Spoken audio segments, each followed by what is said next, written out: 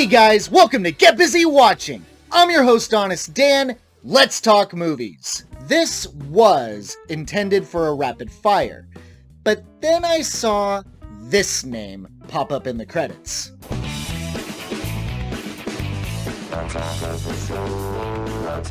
Yeah, that Blair Butler. I see a comic book expert over there. It's Blair Butler, and here's a little fresh ink. Hey, Blair. Hey, everybody. Hey. Oh, my. As a fan of G4 TV, you Morgan Webb, Olivia Munn. I mean the real G4 TV, bingo, this deserves special treatment. Sadly, I keep forgetting that Blair is an accomplished writer, and that I keep seeing her movies without realizing that she wrote them. Looking at you, Hellfest. Sneaky, sneaky, Blair. I don't appreciate these ninja credits of yours. But then again, when I go in blind and just randomly see your name, it's kind of a pleasant surprise, like a Stan Lee cameo. So to pay respect to one of my favorite and most underrated hosts of G4 TV, one of my favorite shows of all time, this is my honest opinion of Blair Butler's The Invitation.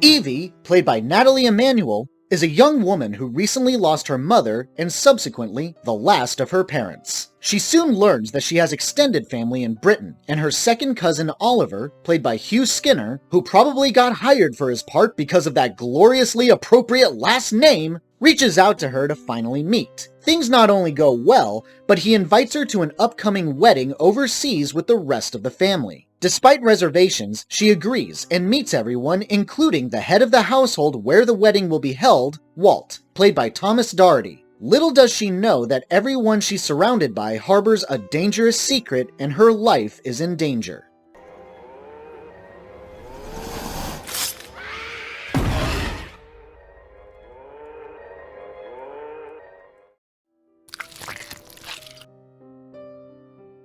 Wow. Didn't expect the remake to Ready or Not to happen so quickly. It's only been 3 years. I'm sorry, Blair. I'm sorry, but they're the same movie. They are. Okay? I am the hoity-toity critic who knows all, and you will not argue with me. My pretentiousness outweighs your writer's ego, and my word will be treated as law. It's okay. Okay, I do think that the 5.4 on IMDb is a little harsh, but do I think it's good? Look, I do like it more than I don't. A little bit of bias there, I admit, but it's kind of the truth. Now, before we jump into any positives or negatives, I do feel like it's a little fair to discuss the similarities that are actually quite staggering between this movie and Ready or Not. And I will be revealing certain key details, but nothing that the trailers haven't already revealed itself, so just a heads up on that regard. Light spoilers if we have to put a name on it. The stories are almost the same. You have a woman who is brought into a wedding only for her to realize it's about killing her. In Ready or Not, Samara Weaving's character Grace knows she's the bride, whereas Evie in this one realizes all too late that she's the bride. Both take place in a very large creepy house and everyone wants to kill her, giving it a cat and mouse structure. And hopefully without giving anything away, the endings are nearly identical as well. Oh my gosh. But take it in a vacuum, which one is better? I think overall Ready or Not is the superior flick. There is a ton of tongue-in-cheek and dark humor, making it more entertaining. Especially some of the more ironic humor, like casting Melanie Scorfano as one of the more incompetent killers, and yet she's the star of Winona Earp, who is a gun-toting badass and plays both roles so splendidly. God damn it! Emily! Aim for the center of gravity! I don't know what I'm doing! Both movies seem to be about low-key jabs at wealthy entitlement, and Ready or Not is rated R, so the violence is more brutal and satisfying, as well as creative and occasionally goofy, helping it stand out better.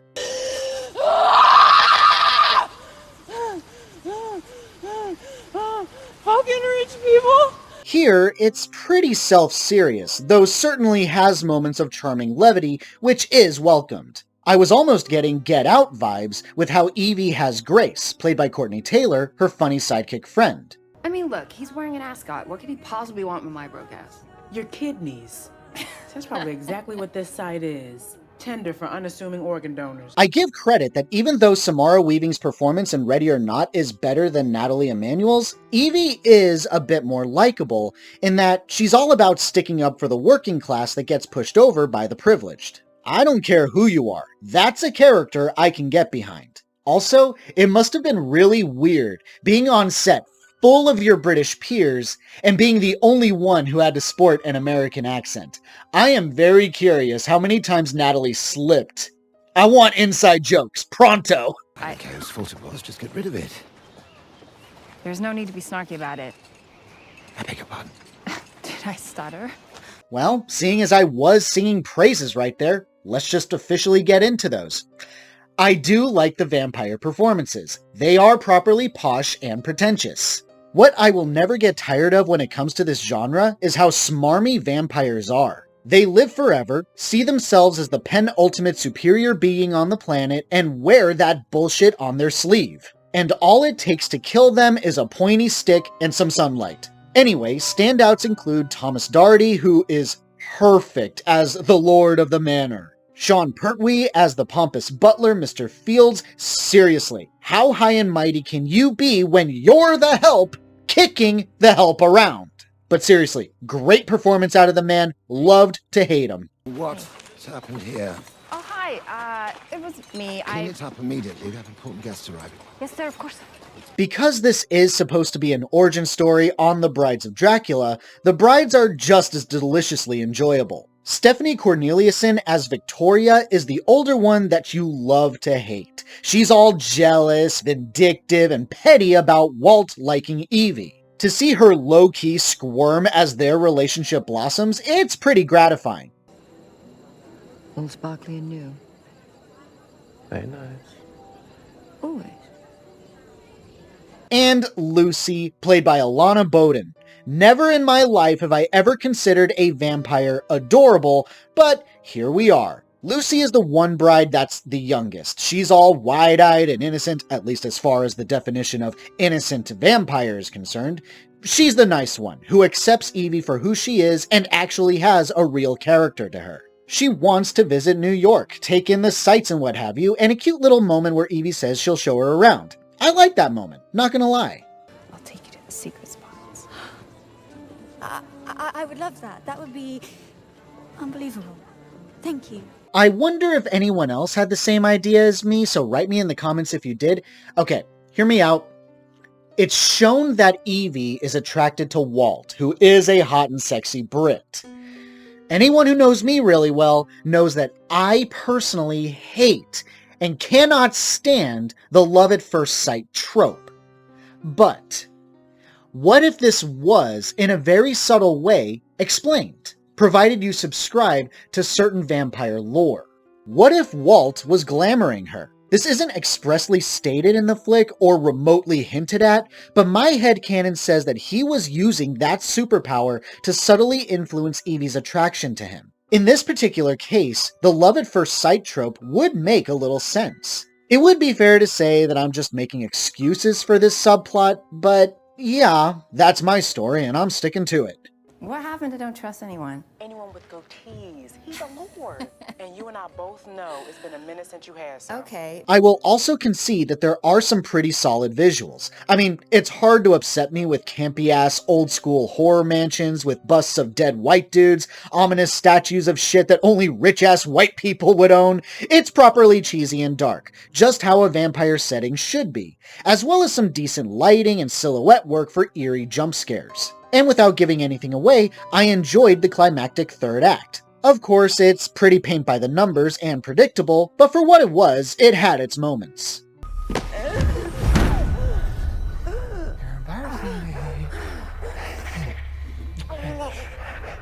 I'm sorry, Blair, but I gotta. I love you, girl, but it's criticism time. I know. I will march outside and I will be ready to be lynched by my sack. But let me get my review done first, please. I think my biggest issue with this movie is that it takes way too long to get to the whole point of it. These people being revealed to be vampires. And it's treated like it's a big twist. Now, I don't know if the marketing just did Blair's story an injustice, but if you've seen the trailers, you know this going in. You know these people are vampires. But they don't reveal themselves to be vampires until the tail end of the second act. Yeah, it takes that long for shit to get underway. If you're promising a vampire cat and mouse story, it would have been a bit more entertaining to get that done right from the get-go and have that be the main focus. Because what we have here is a borderline mystery. What are these creatures that are killing the maids? What are these rich fucks scheming behind the scenes? It's just not as compelling as I think it's trying to be. Even if you didn't know that these creatures were vampires, you're not exactly shocked. And since the vampires don't reveal themselves until much later in the story, the build-up to the reveal isn't all that thrilling. Sadly, I can see people calling this boring. But because I like Evie, it's not the biggest issue, but it's one that can't be ignored, especially in hindsight. It's okay, I'll see you later. Just teasing you, baby Joel. Lighten up. You'll learn to love me. Promise. And I do think that certain things just happen for the sake of happening. There's a scene where the older maid, Mrs. Swift, played by Carol Ann Crawford, hints of a type of aggressive bird, I think, that attacks people and impales eyeballs on spikes. I don't remember the details per se. The shrikes are quite aggressive this time of year. Shrikes? Local carnivorous birds, miss. But said birds only make one brief-ass appearance and don't do a damn thing to anyone. It's a small thing, but when you bring it up, there needs to be a payoff, and that payoff was chump change. Legend has it one plucked out a stable boy's eye and stuck it on a fence spike. Gave the maids quite a fright. Holy shit. This had potential for some fun.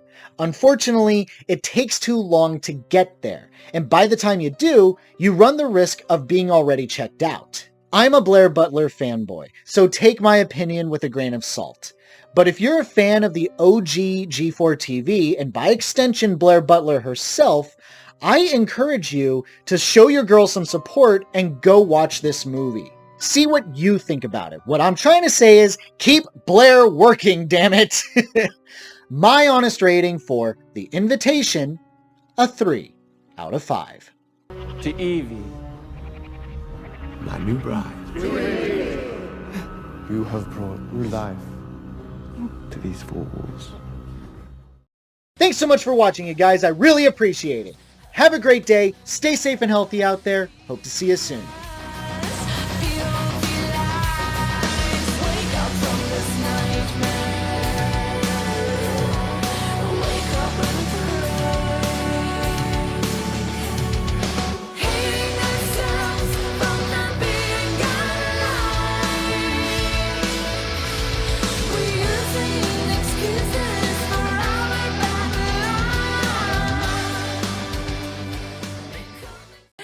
Eskimo kiss.